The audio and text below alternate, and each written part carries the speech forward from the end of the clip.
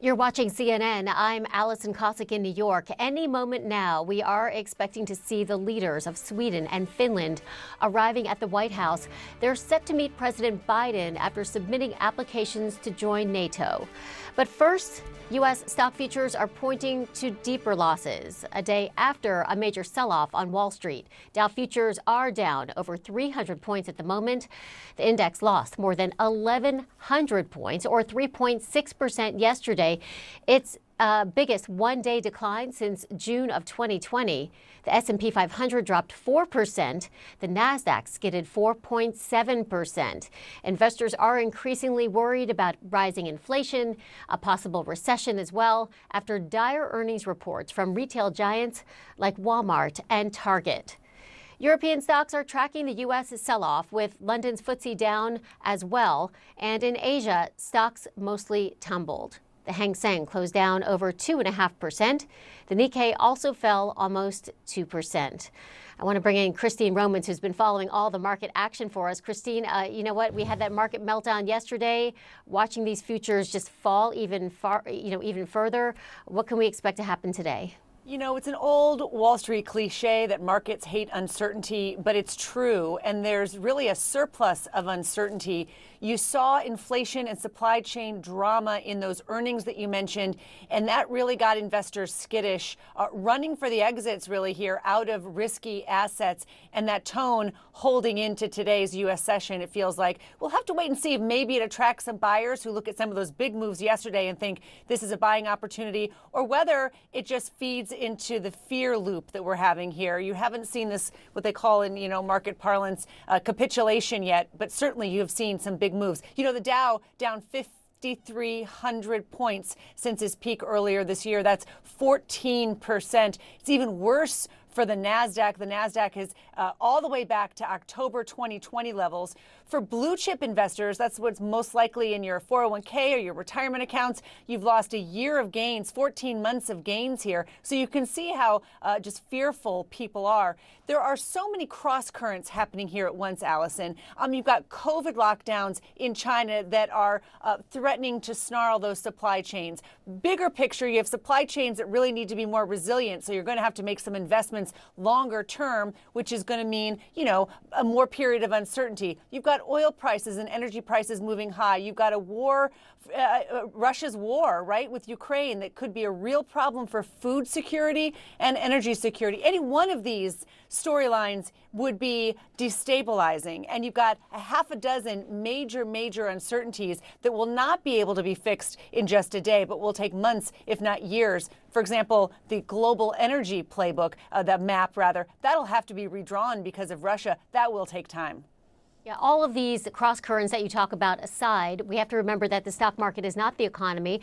And some, people may be scratching their heads and saying, okay, my portfolio is down. I feel less wealthier today, but retail sales numbers are up. People are going on vacation. They're going out to eat. Is this going to turn into a sort of self-fulfilling prophecy where everybody's talking about a recession coming and then it comes? Yeah, that's fearful, right? When you start to change the psychology of people. Look, when you talk to airlines, they're expecting just enormous demand. When you talk about the consumer experience, it's shifting from buying stuff and buying services again, which is a little more healthy of a balance. The consumer complains and grumbles about inflation, but the consumer keeps spending. I think one of the things in these earnings, retail earnings, that caught so many people's attention is this mix of what people are buying. Especially low-income Americans are shifting away from, from kitchen gadgets and electronics and more toward just the basics. So you're starting to see that inflation biting for some American families. I think what's interesting around the world is the inflation story. In some of these countries, in Norway, in Canada, in most of Europe, they're paying much more for gasoline than they are in the United States. The U.S. taxpayer subsidizes the oil and gas industry tremendously in the U.S. So as a part of its disposable income, gas is not as big a deal in the U.S. as it is around the world. But you're right that it feeds into the sentiment. unemployment. And all this talk from some of these big banks about a recession is more likely, or the risk is rising for recession. It does have a dampening effect on consumer sentiment. I will say that we just saw some jobless claims in the U.S. this morning that were a little bit disappointing, showing a rise there. We have very low unemployment in the U.S. in particular. It's really been an engine of growth. There will be a lot of scrutiny on whether that starts to slow a little bit as the Fed ratchets up interest rates and the economy enters this new period here. All right, Christine Romans, thanks for all of that great context. You're welcome. President Biden is meeting the leaders of Finland and Sweden today after they both applied to join NATO. They're expected to speak later before Mr. Biden leaves on his first official trip to Asia. U.S. security correspondent Kylie Atwood is in New York, and Nina Dos Santos is in Stockholm, Sweden. Hello to both of you. Nina, I'm going to start with you and ask you about Turkey, because Turkey really seems to be the biggest hurdle to Finland and Sweden joining the alliance. How does Turkey's pushback affect their bids for membership in NATO? Yeah, it's certainly an irritation, as you can see, also for big countries like the United States that are throwing their weight behind these two nations that, by the way, amply already qualify for the NATO criteria and spend heavily on their defence. Turkey's President Recep Tayyip Erdogan now today, for a third time in less than a week, has reiterated this concept of having some concerns about Sweden and Finland that he wants aired around the NATO table before he can sign on the dotted line. Otherwise, it appears as though he's threatening to veto their accession. By the way, you need a unanimous consensus of all 30 member states that are part of this big alliance before these two countries can join. Already one has agreed to do so. This is Estonia. The government has agreed that they will be welcoming Sweden and Finland into the alliance. That coming, just as you said, an hour or so before the US President Joe Biden has this big meeting with the leaders of Sweden and also of Finland as well. What are Turkey's grievances? Well, largely it has a lot to do with their perception of Sweden or Finland's alleged support of groups that they deem to be Kurdish separatist terrorist organisations. Sweden has tried to rebuff that. There's also issues of arms embargoes that have been imposed on Turkey, and a thorny issue of Turkey being frozen out of a fighter jet programme after it bought Russian military defence systems. So these are the types of things that President Erdogan appears to be negotiating, playing tough on, because this is an opportunity he has now. Alison? Thanks so much, Nina. Kylie, let me ask you this. Russia obviously not thrilled about this application from Finland and Sweden to try to get into NATO either. Russia's deputy foreign minister saying they're committing a grave mistake. So visuals matter in this. What kind of message do you think President Biden is trying to maybe send to Russia as he meets with the leaders of these countries? Yeah, well, it's notable that the president made time today to meet with these leaders before he's heading to Asia, right? It's very clear that the White House wants to securely signal that they strongly support, in President Biden's words, the addition of Finland and Sweden to NATO. And it's interesting, however, that as time goes on, as their applications are considered and put forth, as they were this week, this division within NATO is only growing more pronounced as President Erdogan is coming out and reiterating Turkey's opposition to these countries joining. And over the last few days, over the last few weeks, when you talk to U.S. officials about Turkey's opposition, they sort of try and say, okay, we understand it, but we're going to get to yes. We are going to get Turkey to agree here. But as more time goes on, as Turkey kind of digs in its heels, if you will, there is more pronounced division within NATO, which is the exact thing that NATO allies do not want at this moment. As this Ukraine war rages on, they really want a sense of unity portrayed. So it is a diplomatic challenge for the Secretary of State. He's here this week. He met with the Turkish foreign minister just yesterday on this topic. Kylie, I just want to interrupt for a second, and we're going to live pictures now at the White House of President Biden meeting with the leader of Finland. They're taking pictures. Both leaders, the leaders of Finland and Sweden, just arriving now at the White House. You see the photo op there, the red carpet laid out for them, ready to have this meeting right before, as you said, the president heading out on this very important trip to Asia. Talk us through, Kylie, maybe what kind of leverage Turkey has in these discussions before Turkey signs on the dotted line. Yeah, I think leverage is the key word here, and Turkey recognizes that first and foremost, all countries in NATO need to agree to admit new members. So if Turkey says no, the answer ultimately is going to be no. So that is kind of the basic fact of the matter. And then when you look at their conversations, their frustrations over what they call these Kurdish terrorist groups in Finland, in Sweden, they are trying to see what they can get in their favor if they're going to turn into a yes on this. And I think it's interesting as we look at what they're saying publicly about what they want. We're also wondering what kind of conversations and requests they may be making quietly. For example, the United States and Turkey continue to be in conversations about additional U.S. military equipment to Turkey. And so as those conversations are happening in parallel, are they at all involved in what Turkey is doing here, the leverage that they are trying to seek in this situation? So it's really a complicated moment, and it's really unclear at this moment how exactly the United States and its allies are going to get Turkey to change its mind, with President Erdogan being very clear that right now it's a no for them. Okay, and as we break away from this story, I'm going to take one last look at what's happening at the White House. President Biden taking a picture with the leaders of Finland and Sweden there at the White House live. Kylie Atwood, Nina Dos Santos, thanks so much for all of your analysis on this. And as we were saying, markets are suffering in Asia. The Hang Seng closing down over 2.5%. While Tencent, China's largest company listed in Hong Kong, saw its stock sink 7%. Meantime, authorities in Shanghai say businesses are gradually reopening as severe COVID lockdown restrictions ease. Let's go to Selena Wang. She joins us from Beijing with the details. Selena.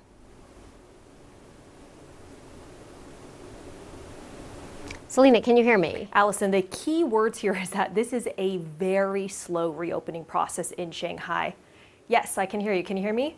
This is a very slow reopening process in Shanghai. Very few companies and factories can actually abide by these strict COVID rules that allow them to reopen, because these factories and companies have to follow a closed loop policy, meaning that their employees have to live, sleep, and work within the company grounds. That takes a lot of resources. It's even hard for large companies to have enough resources to do that. So you can imagine how tough this is for those small and medium-sized businesses. But this slight relaxing comes as Shanghai is starting to open some supermarkets and pharmacies. Authorities have announced a phased reopening approach to return to normalcy by mid-June. For several consecutive days now, Shanghai has not announced any new COVID cases outside of these quarantine centers. But Allison, people in Shanghai, they are skeptical about these announcements from the government. Many have lost trust in local authorities because back when Shanghai announced the citywide lockdown in March, authorities said it was only going to last for 4 days. Well, now it's been nearly 2 months, and many people are still under strict lockdown. There's still a flood of complaints on Chinese social media, many of which have been censored, of people complaining that they have not been let out of their homes, while state media is promoting these images that life in Shanghai has returned to normal. In fact, just earlier today, I interviewed a couple in Shanghai. They've been stuck in their home for 2 months. They haven't been let outside even once that entire time. And meanwhile, across China, you still are seeing these partial or full lockdowns in dozens of cities. Here in Beijing, Allison, authorities are not calling it a citywide lockdown, but in large swaths of the city, it is a de facto lockdown. I'm technically allowed outside of this hotel, but really nowhere for me to go, Allison. All right, Selena Wang, live from Beijing. Thanks so much. And these are the stories making headlines around the world. North Korea has reported nearly 2 million cases of an unspecified fever a week after acknowledging a COVID outbreak for the first time. South Korea says Pyongyang sent 3 cargo planes to China this week, and according to Reuters, they returned with medical supplies. The health crisis comes as North Korea appears to be planning another missile test. The U.S. says it could happen during or before President Biden's trip to Asia, and that it is preparing for all contingencies. CNN's Will Ripley joins us from Taipei with more. Will, what more are you learning about this? Well, it might on the surface be a little bit surprising that North Korea, which is dealing with a potentially catastrophic COVID-19 outbreak, because they don't have enough medical equipment. They don't have even basic medicines. They don't have facilities to handle the influx of patients who might be malnourished, like a huge percentage of the North Korean population, making them susceptible to severe cases. But anyway, we're talking about North Korea still going ahead with potential plans for a highly provocative launch or nuclear test while President Biden's in the region. And I guess, the two departments are not connected. But North Korea, by announcing their COVID-19 outbreak and then also now potentially planning a missile test, according to the United States intelligence agencies, it shows that they're really intent on inserting themselves into the conversation. When President Biden's here in the region, they want him to talk about North Korea. They want to know where he stands on North Korea. He's been very hands-off thus far, much like President Obama when Biden was vice president. And that strategic patience approach led to a number of nuclear tests and missile launches. North Koreans want something more unconventional, like what the former U.S. President Donald Trump did. They want President Biden to write a letter. They want they want a connection at the top level to start negotiations or restart negotiations. But of course, the North Koreans have played this game for decades. They want something in advance just to reward them for sitting down and talking. The United States is saying they'll talk with no preconditions. North Korea says that's not good enough. So I think it's safe to say we can expect some major provocations to come. A nuclear test at some point, maybe not necessarily when President Biden's in the region. A missile launch might be more likely, a lot of analysts are saying. And President Biden leaving on his trip to Asia this morning. Will Ripley in Taipei, thanks so much. The CDC says it's tracking multiple recent clusters of monkeypox in several countries, including Portugal, Spain, and the United Kingdom. And now the U.S. is investigating its first case this year of the virus. Monkeypox is similar to the now eradicated smallpox. It spreads through contact with body fluids, including in a close setting. The droplets present in someone's breath. Stay with First Move. Straight ahead, war crimes in Ukraine. We're live in Kyiv as a Russian soldier returns to court. Then, how the war is fueling a global food crisis. We have a special report, and I'll speak with the CEO of Impossible Foods.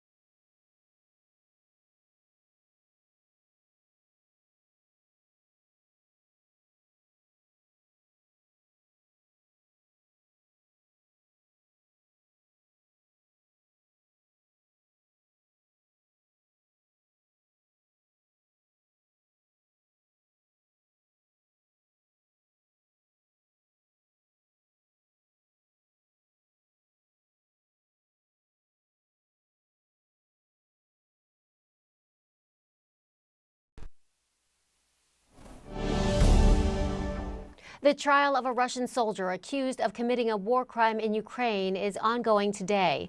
Vadim Shishimarin already pleaded guilty to killing an unarmed civilian on the fourth day of Russia's war. Officials had to move the trial to a larger courtroom in Kyiv because of huge media interest. Our Melissa Bell is outside the courthouse and she joins us live. Melissa, what's been going on in court today?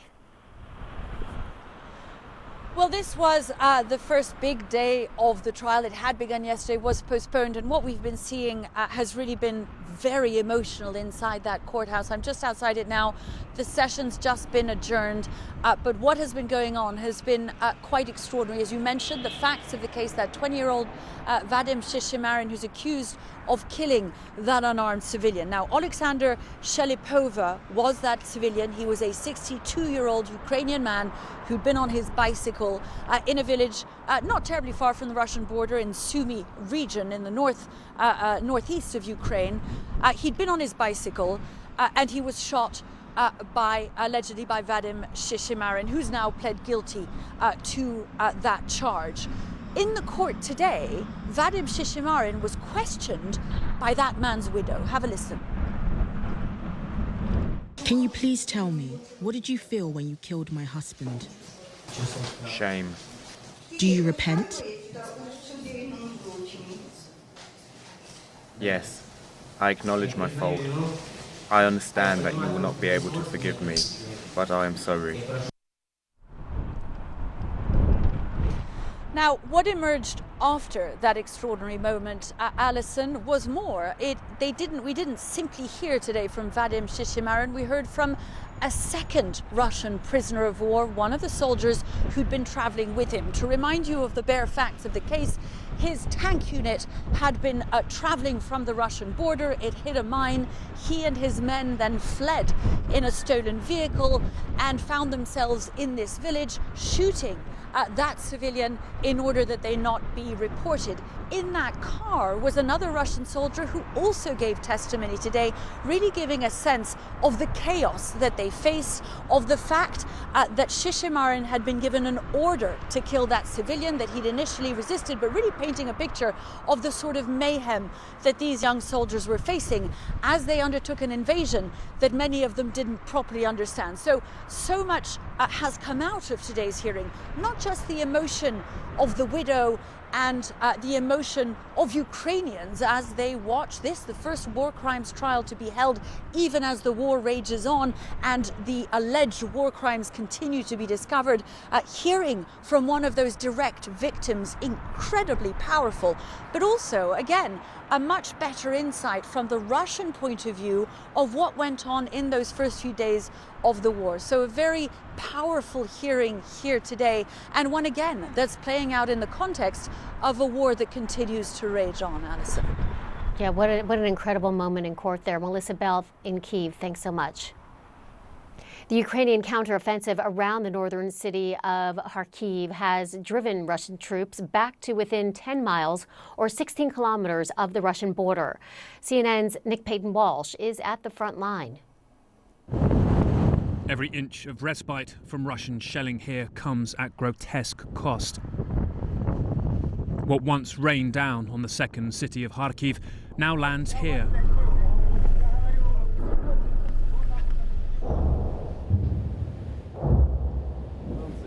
Еще раз дистанция. Два человека со мной. Совместно сразу ли? Yeah, keep the distance. Keep the distance, okay? Let's go with me. Okay. Ukraine declared here Russco-ukrainskaya liberated over 2 weeks ago, but it's never simple. These tiny villages, which before the war were places you wouldn't notice driving through, have now become the key battlegrounds to defend vital cities like Kharkiv. While the fight to protect Kharkiv still rages with every step fast and cautious because of mines, Russia's border is now just 9 miles away. Did you ever think you'd be as close to Russia in nearly 3 months? Честно, нет. Тихо не бывает. Для себя, для настроения все хорошо. Да. But Russian troops are even closer. It's in the forest, across the field over this wall, that they say frequently at night Russian reconnaissance groups try and move in on the village. The next tiny hamlet is being fought over, and this is where Kharkiv's defence cannot fail. Come.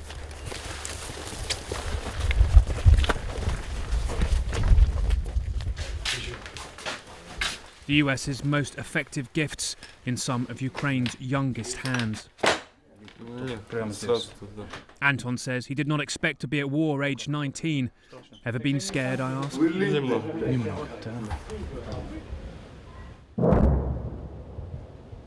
Shelling here is a constant, even though everywhere seems to already have been hit. This is a homegrown defence. Volunteers, software engineers, economists, funded mostly by our guide, a farming millionaire. Russia's brief occupation never planned to leave anything of value here. Their daubed Zeds on a van full of TVs for looting. They see that we live better, and they do not even think that something is wrong with them, not with us, you know. They think that because America gives us everything for free, and they hate us for that, and they rob us and they kill us.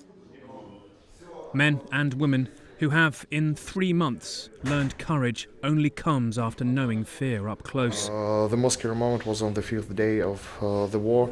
I was at the medical center at one of the posts in Kiev, and our commander gathered us, and he told us that Russian special forces are gonna come and try to attack us from behind. Right. We were not trained to do this. We were not armed to do this. That was basically the most scary moment for me. But you survived. Yes, we survived.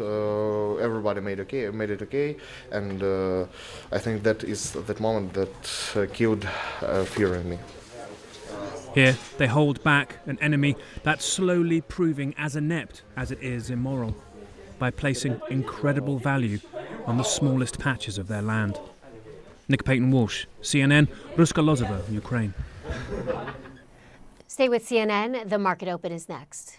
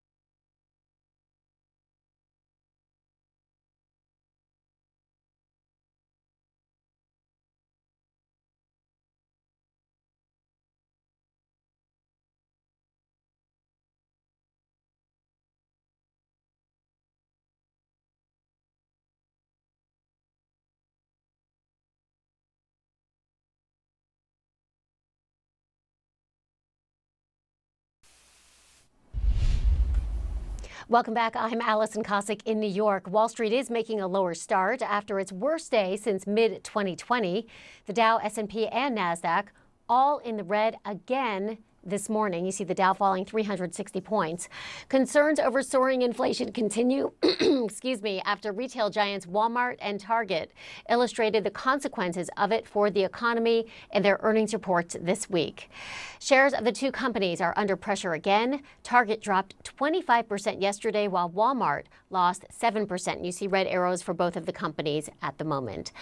Joining me now, Christina Hooper. She's the Chief Global Market Strategist at Invesco.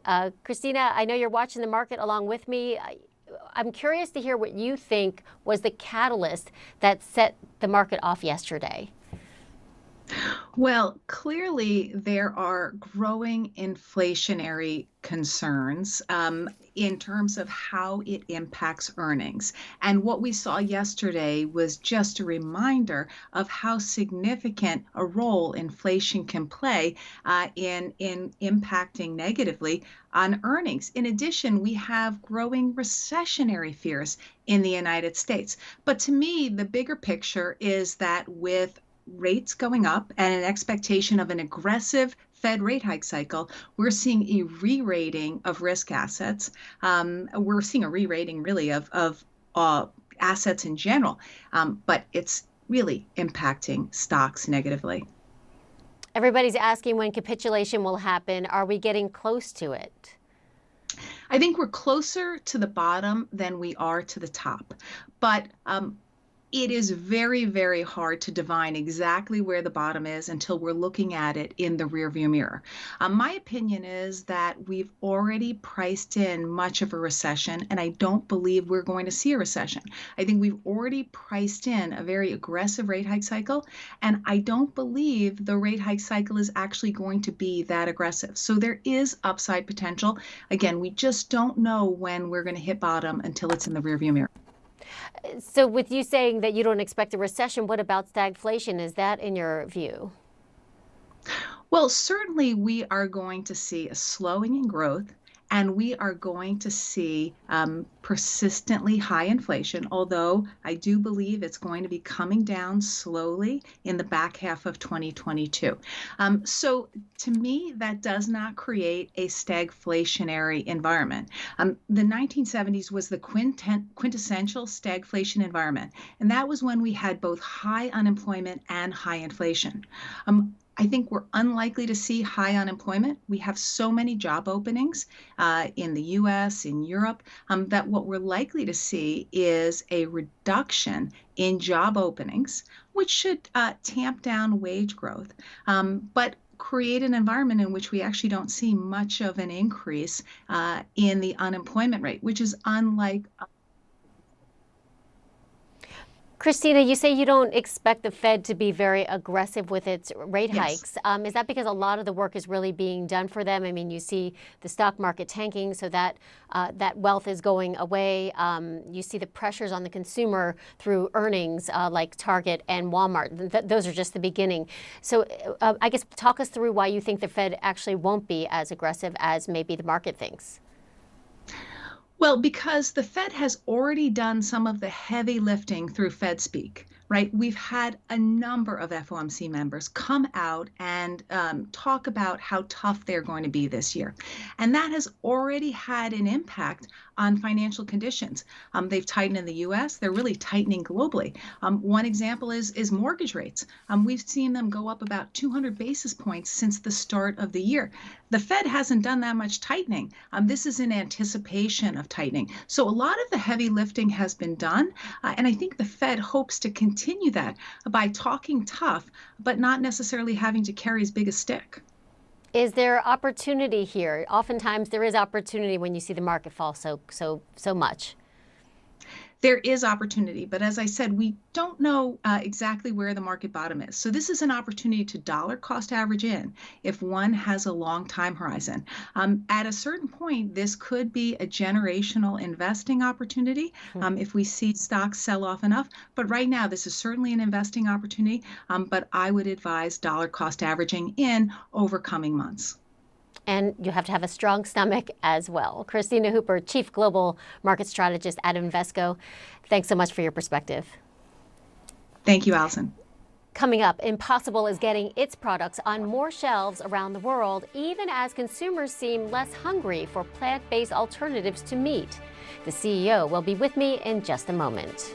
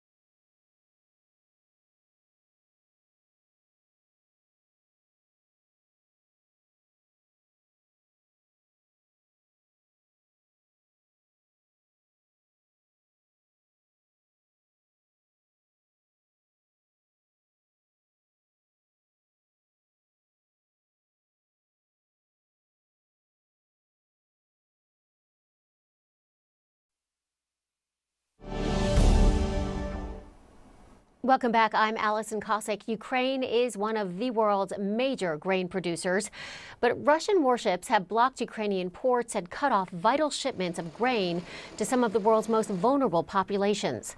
On Wednesday, the U.S. announced an additional $215 million in emergency food aid to deal with the grain crisis.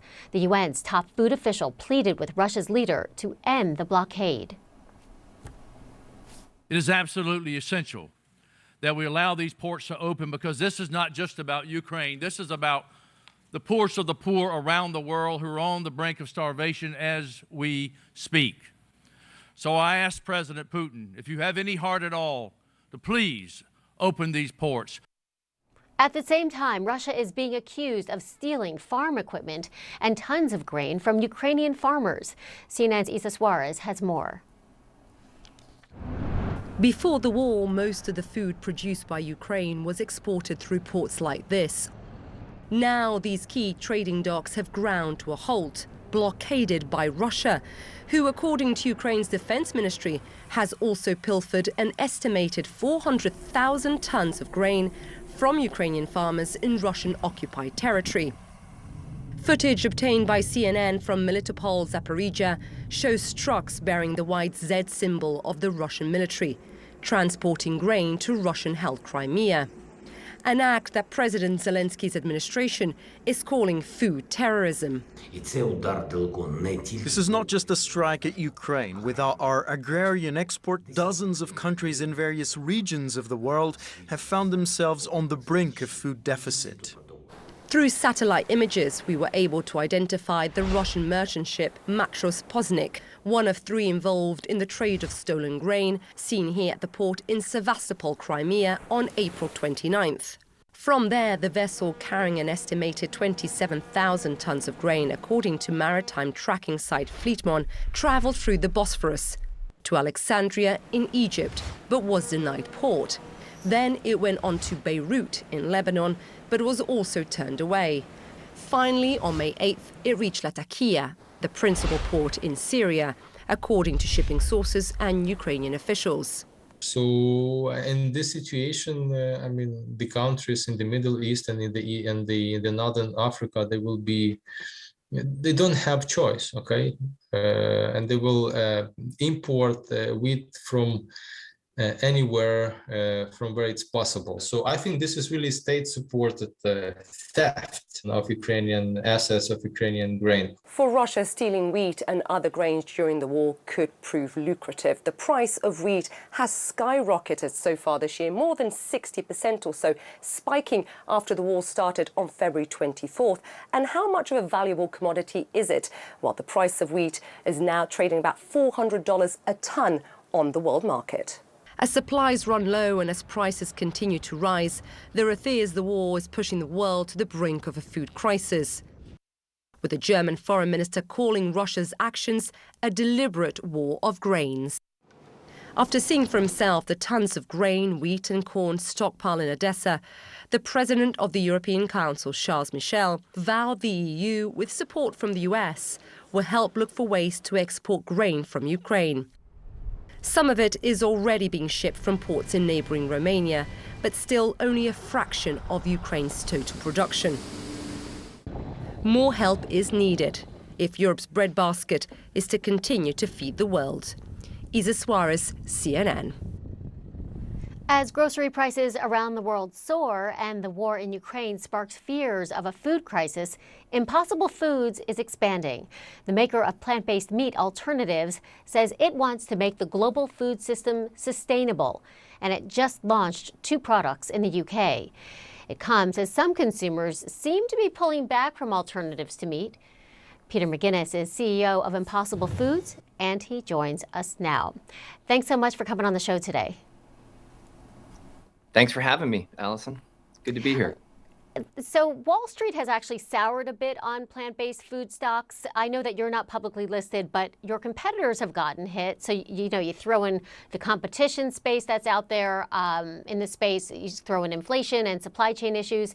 How is your company faring through all this? Have you had to raise prices? And how are your sales for your products doing? It's a lot in those questions, Allison. Look, I think Wall Street is not the consumer. We're the target audience, and we're not public, as you said. Look, I think there's a competitive problem, not a category problem.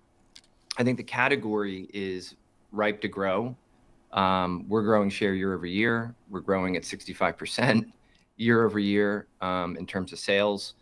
So we're doing well, and we're very bullish on the category. There are some legacy players in the category that kind of bring the category down. They're not as productive on shelf. And I think as that category gets curated, the math will prevail, right? And what will be left are the best category.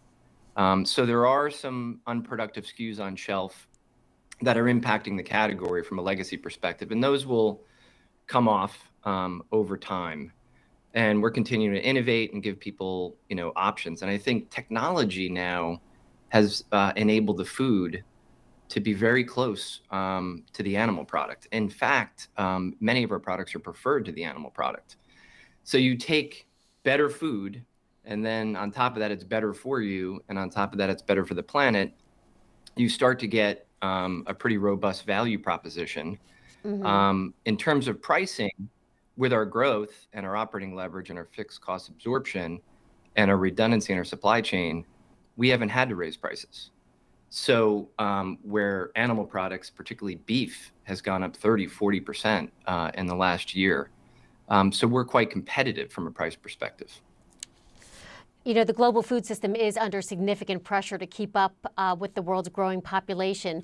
What is the main goal here for impossible foods in this realm? I think it's to give people options, right? Better options. You know, the food industry needs to be disrupted. There are more bad options than good options. And so we want to make better options for people and the planet more available in more places. So innovation and distribution is a key part of our strategy. And that's why we're in the UK. We have a lot of friends and fans in the UK, and they're rabid fans, and we hear from them a lot on our social feeds. And by the way, in the UK and Europe, plant-based as a category is way ahead of the US. So they're earlier adopters, and they're more open to plant-based options. So we're excited to be in the UK. Yeah, and you're launching your chicken nuggets, your sausage patty in the UK, but why not the Impossible Burger?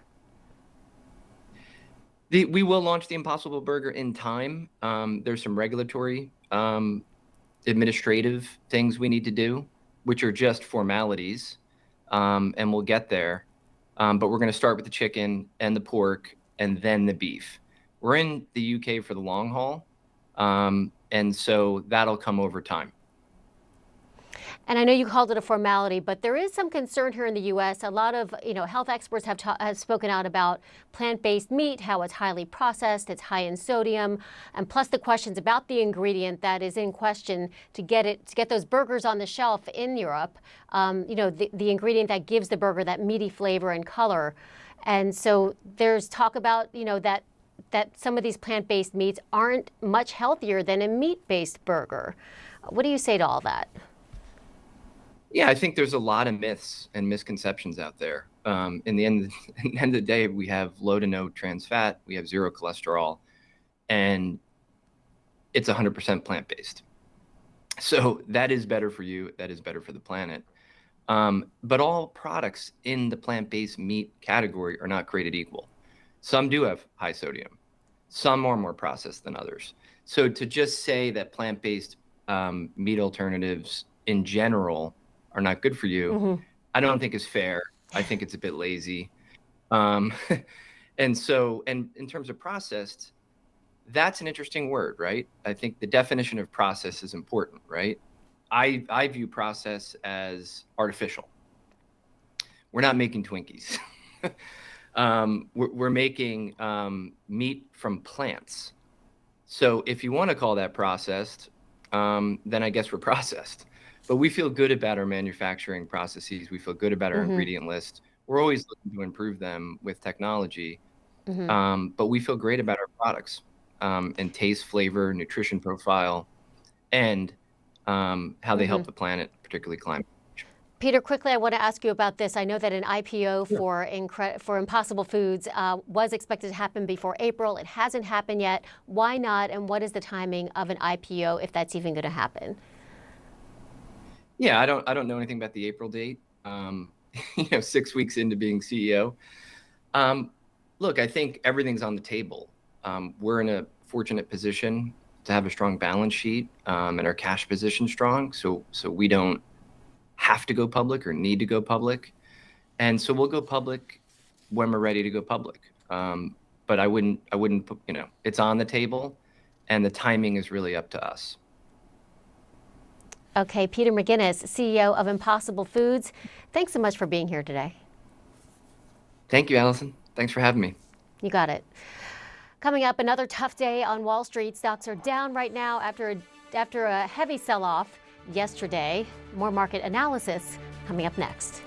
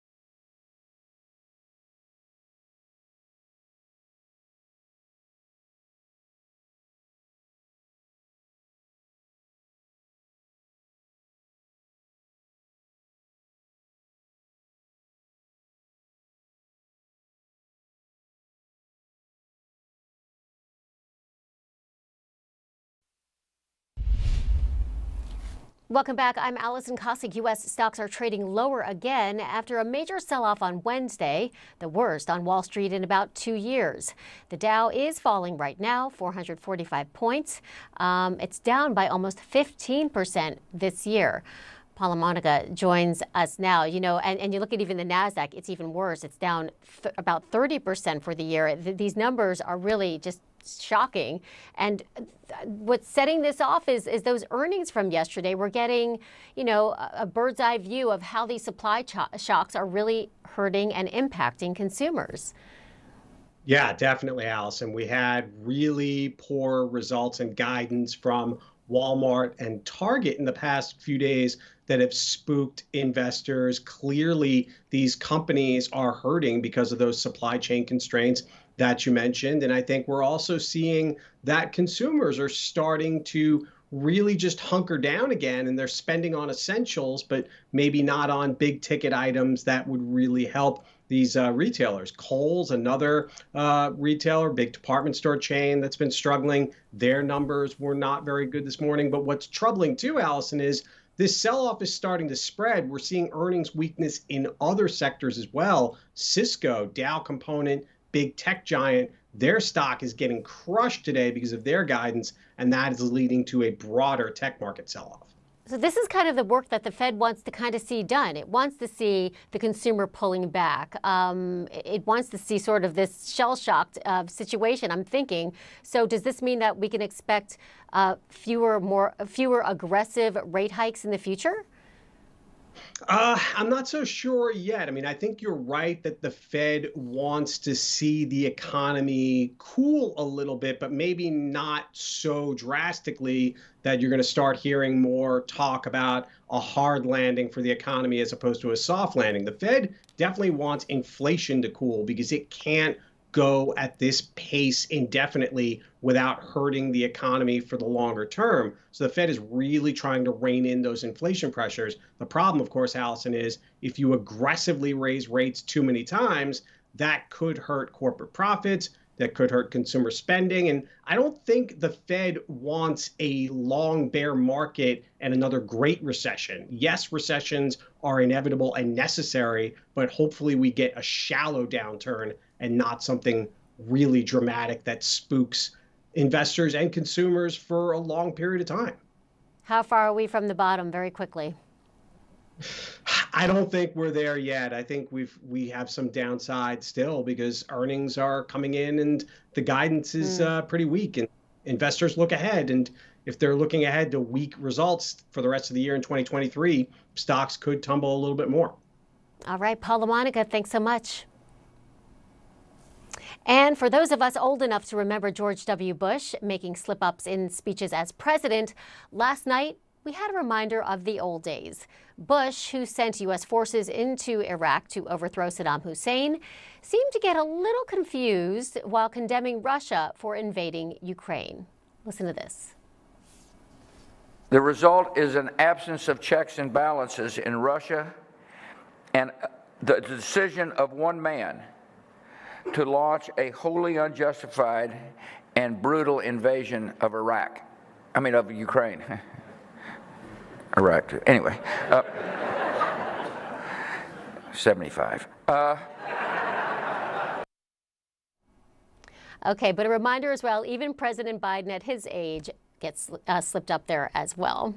That's it for the show. I'm Allison Cossack. Follow me on Instagram and Twitter at Allison Cossack. Thanks for joining us. Connect the World with Elena Gyokos is next. I'll see you tomorrow morning.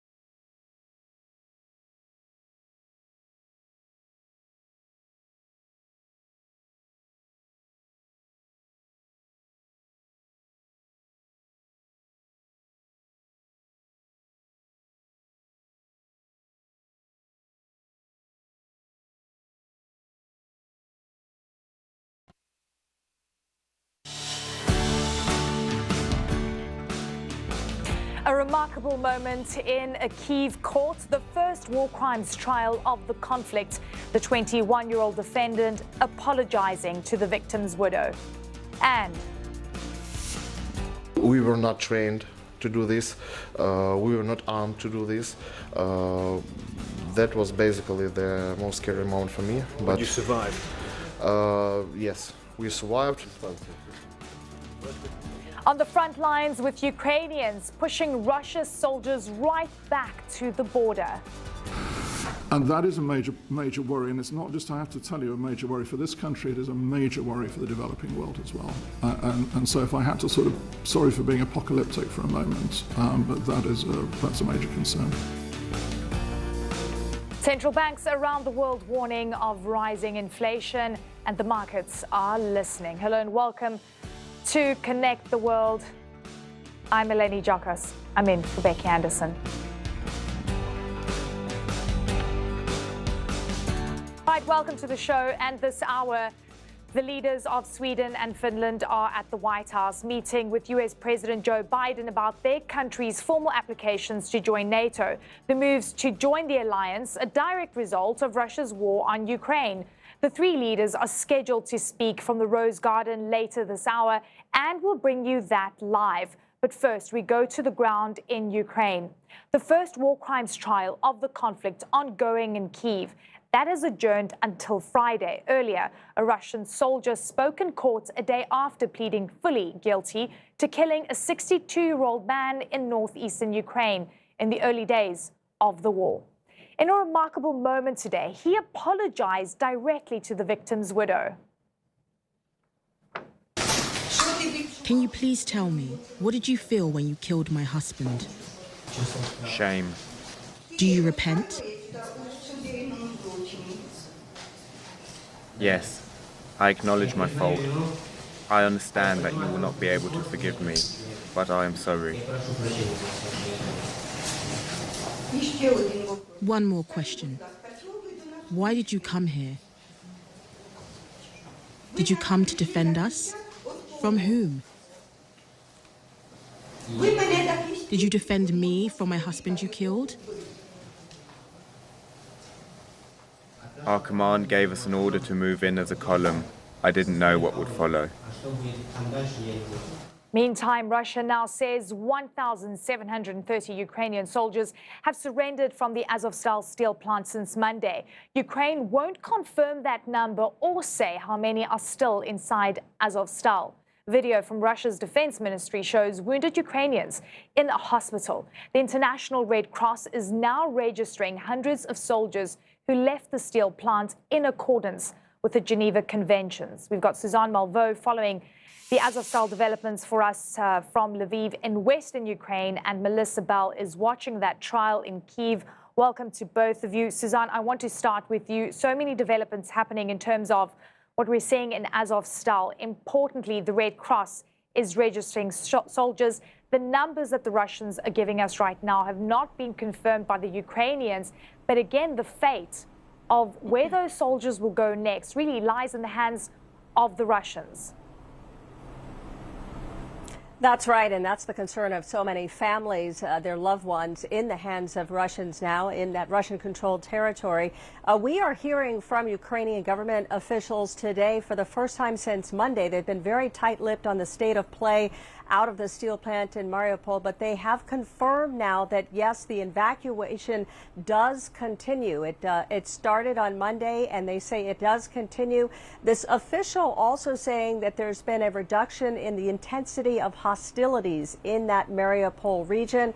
It is believed to at least be several hundred of those Ukrainian soldiers who are still left inside, although Ukrainian officials, again, as you had mentioned, not giving specific numbers at this time. But that official was asked whether or not they were concerned about the risk of and the state in which these soldiers are in the hands of the Russian officials.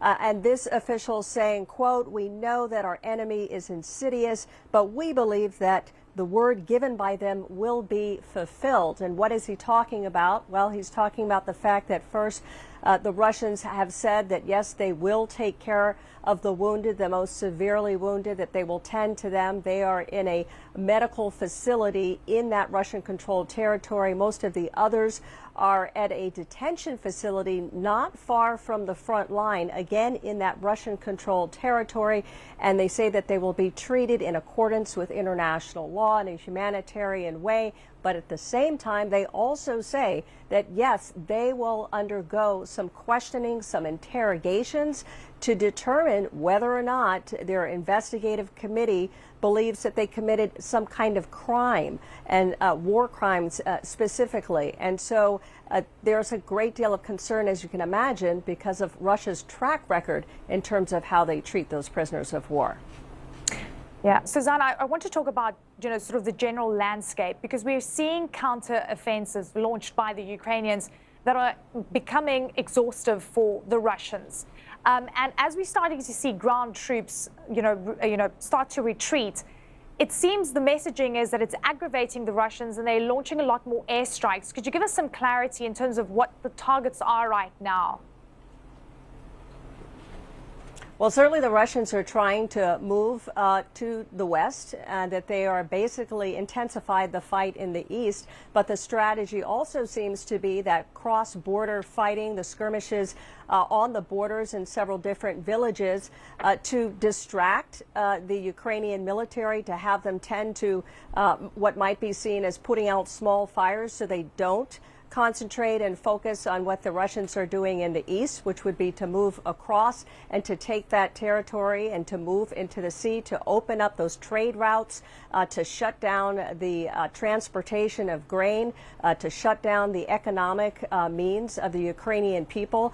Those are just some of the strategies, but I should mention that a NATO official with military official with intelligence says that they believe the Ukrainian military at this point really does have the upper hand, that it's significantly turning in their favor. But at the same time, this is going to be a long slog. This is going to be two sides essentially stalled for a while until they can make some sort of movement. But what's interesting is that despite the escalation that we have seen, the increased shelling in the south, the increase in the artillery, in the air attacks, as well as the aircraft themselves, and those cross-border skirmishes, the Ukrainian military say over the last 24 hours, Russian military have not been able to take new territory. Yeah.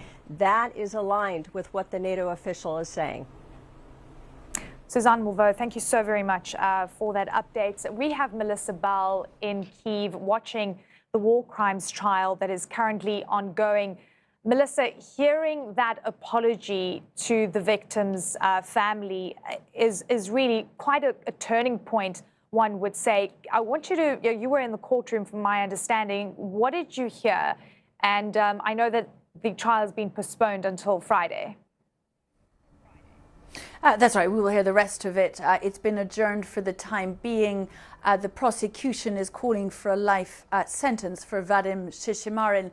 But what really we learned today, beyond that extraordinary exchange between the widow of the man he killed and Shishimarin himself, and bear in mind that he's pled guilty to that charge, is a much clearer account of the first few days of the war. Now, you were just hearing there Suzanne give you the very latest of what's happening on the ground in Ukraine. What we heard today in this Kyiv courtroom was a much clearer first-hand account from Russian soldiers themselves, not just one, but two, of the chaos within their ranks in the first few days of the war. Now, let's just take you back to those first few days.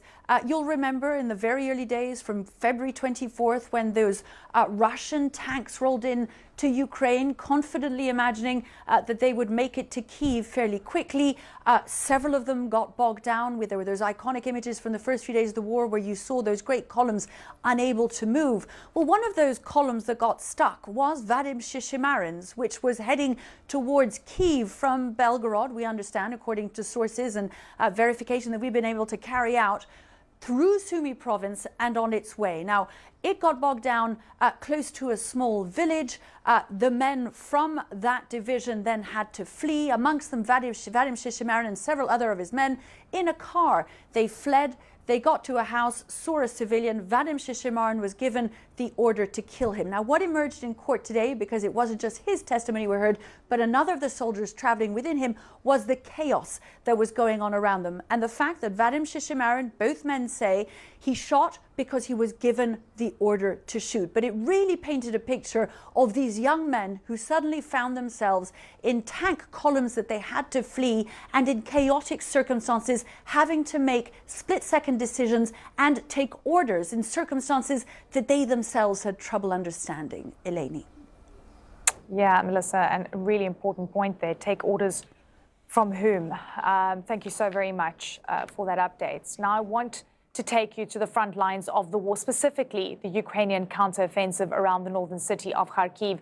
Russian forces have been driven back there almost to the point of being forced to retreat into Russia itself. CNN's Nick Payton-Walsh is on the scene with the Ukrainian fighters. Every inch of respite from Russian shelling here comes at grotesque cost. What once rained down on the second city of Kharkiv now lands here.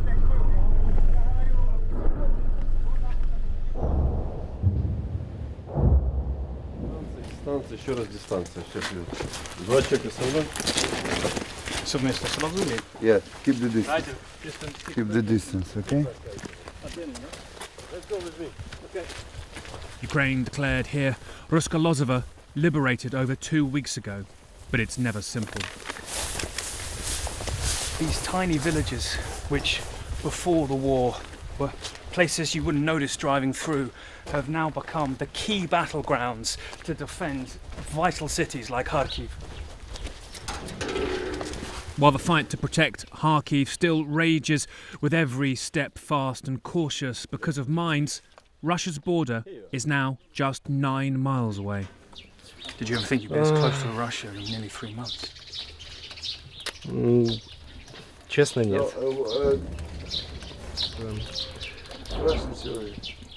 Тихо не бывает. Для себя, для настроения все хорошо. Да. But Russian troops are even closer.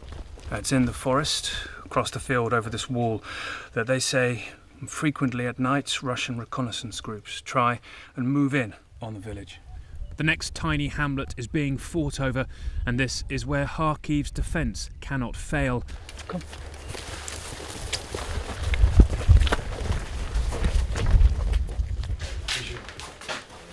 The US's most effective gifts in some of Ukraine's youngest hands. Anton says he did not expect to be at war aged 19. Ever been scared, I asked?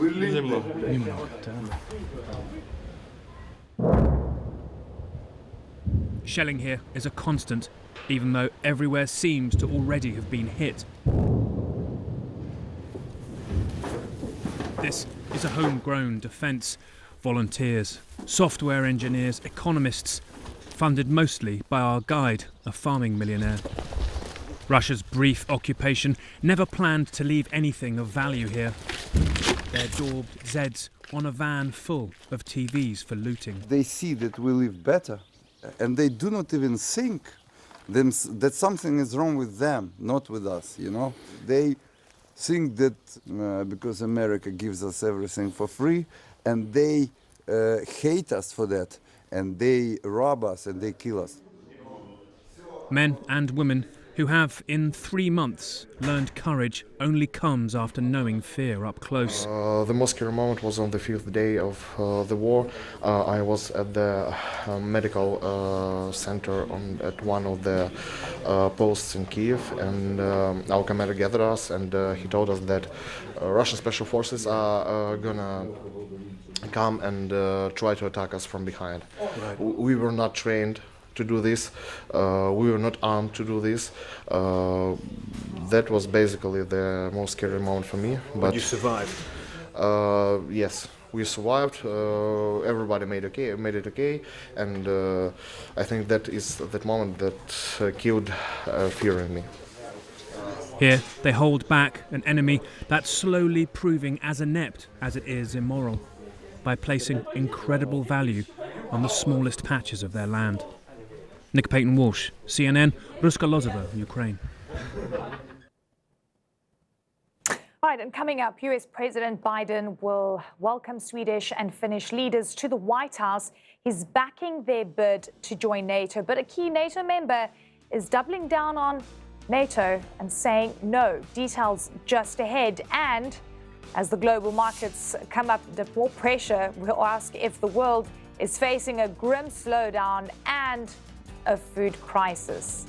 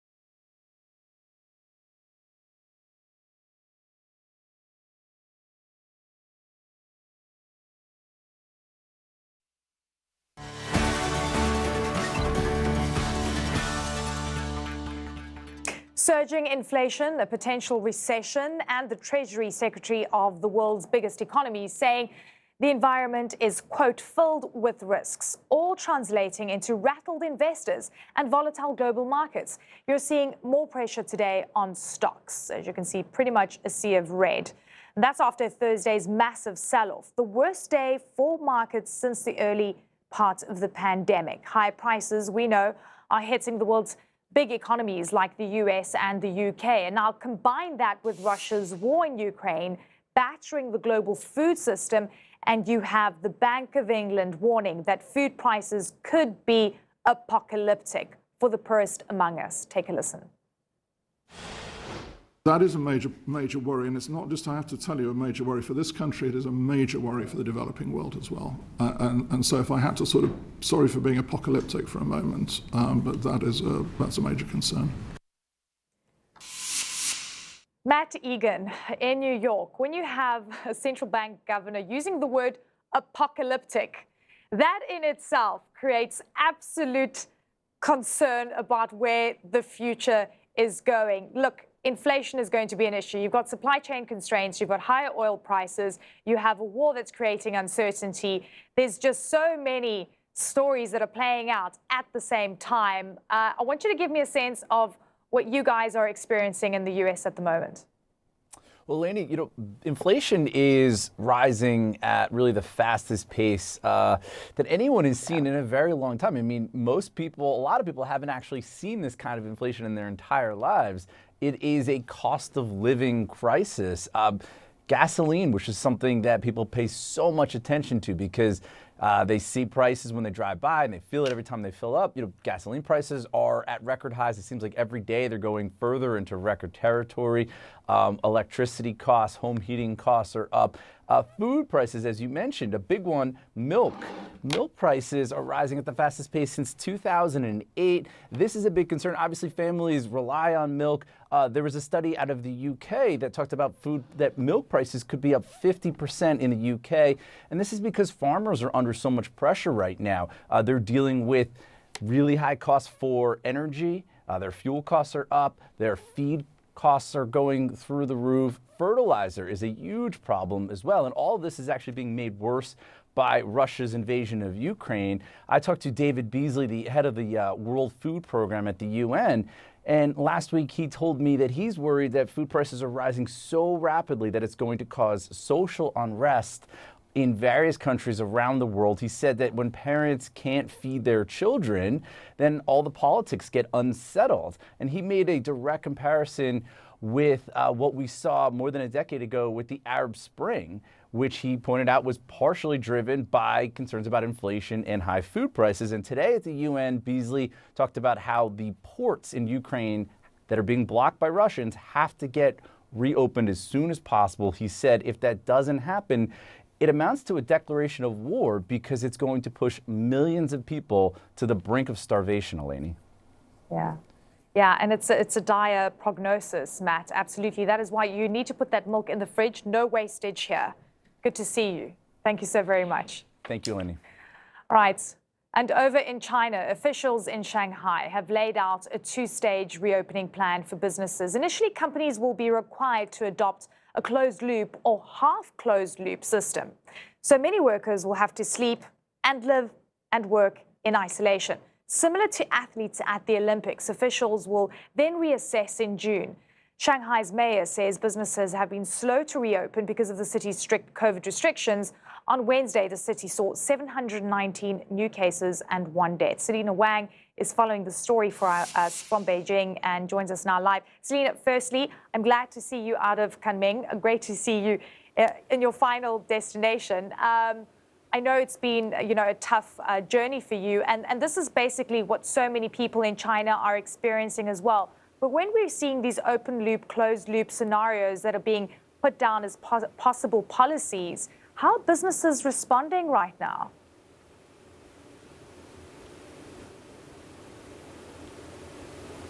Eleni, it's great to be joining you finally from Beijing out of quarantine. I was part of that closed loop system during the Olympics, and they're now applying that to this reopening in Shanghai. And Eleni, the key here is that it's going to be an exceptionally slow reopening. Officials themselves said that only a very small percentage of companies and factories are able to restart because of just how hard it is to comply with these COVID restrictions, because employees, they've got to eat, live, and sleep within the company grounds, within the factory grounds. That's extremely hard for even big companies like Tesla to pull off. So you can imagine that the situation in Shanghai, it's still dire for those small and medium businesses. But this comes as Shanghai has reported less than 1,000 new daily COVID-19 cases, and there are no new cases being reported outside of these quarantine centers. So officials said they're going to do this phased reopening to return to normalcy by mid-June. So some shops, some supermarkets, pharmacies are starting to open, but Eleni, no surprise here that a lot of people in Shanghai are skeptical of the government's plans, because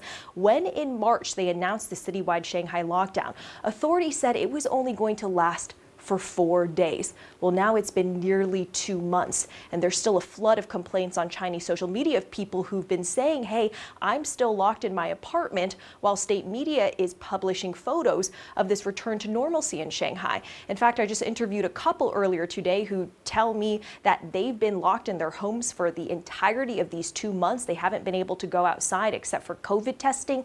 This is even though their building has reported 0 COVID cases the entire time. So still a lot of frustration, and the people who are allowed to go out, they still face a lot of restrictions. For instance, sometimes it's just one household member who can go out and only just walk for a few streets away from their home. So not really a reopening for most of Shanghai, Eleni.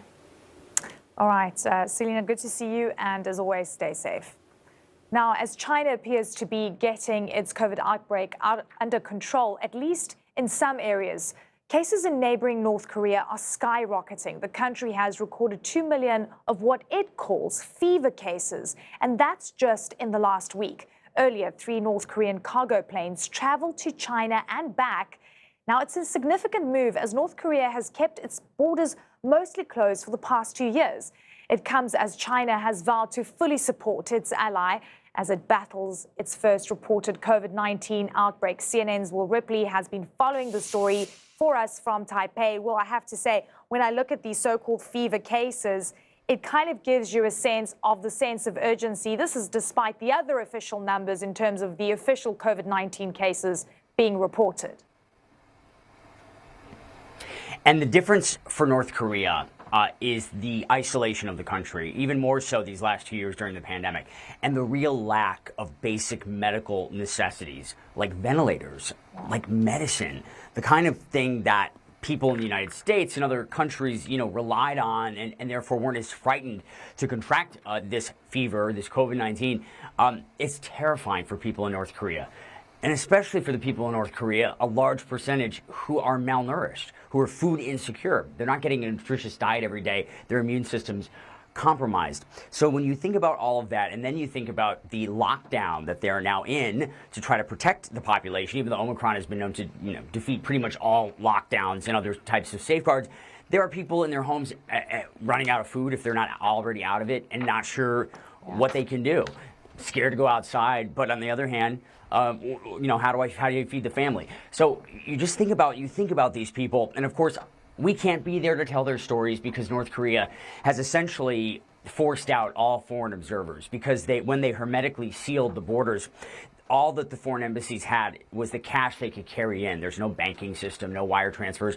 So one by one, these embassies closed down and left, which means that we might be getting a totally sanitized picture of what's actually happening inside North Korea. There's such little and limited intelligence, but what we are hearing, even through state media, continues to be very grim. The numbers, shocking, and it all started, Eleni, a lot of experts believe, on that April 25th military parade where they had tens of thousands of people gathering at Kim Il-sung Square, no masks, or very few, just so confident because they claimed that they didn't have a single COVID case the whole pandemic, a claim that some experts really disputed, and yet just across the border in China, Omicron was raging. And at that parade, they flew people in from the Chinese border region. It was a tremendous oversight. And that's what people say might have just really created this nightmare situation, this nightmare scenario for the North Korean people. Yeah, absolutely. Well, really good to see you. Thank you so much. Okay, so a big show of support. US President Joe Biden hosts the Finnish and Swedish leaders at the White House as they seek to join NATO, and they're expected to meet any moment now. And as you can see, these are live pictures coming through from the Rose Garden as well. We'll be bringing you that live commentary as it happens. But of course, we also know that Turkey says it will say no to expanding NATO. What this means coming up. Stay with CNN.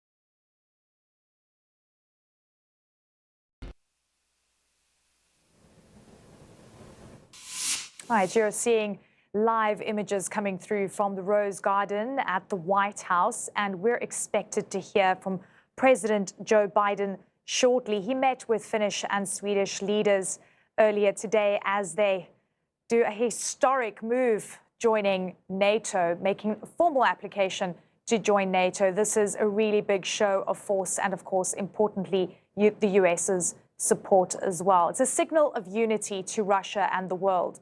Now, President Biden, Sweden's Prime Minister Magdalena Andersson, and Finland's President Sauli Niinisto will give remarks at any moment now. As we've said, the US is backing Sweden and Finland in their bids to join NATO. The move is in direct response to Russia's invasion and war on its neighbor, Ukraine. While many NATO countries have expressed support for Finland and Sweden to join the alliance, NATO member Turkey is telling its allies it will say no.